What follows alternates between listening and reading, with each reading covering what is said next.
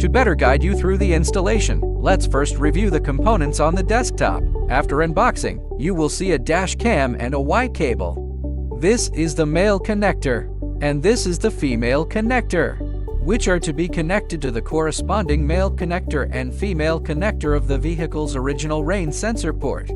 The other end is a circular connector. The circular connector is used to connect to the dash cam connector. Remove the memory card before installation to prevent accidental damage. Now, let's proceed with the installation in the vehicle. Step 1. Pry off the two covers on the back of the rear view mirror.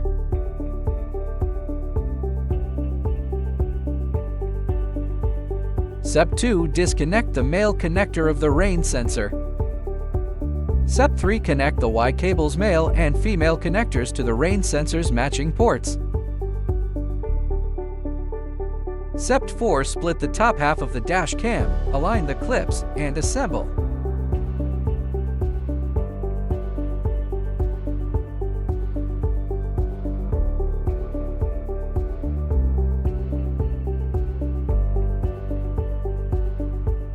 Step 5. Connect the dash cam's circular connector to the Y cable. Then, align the clips and attach the bottom half.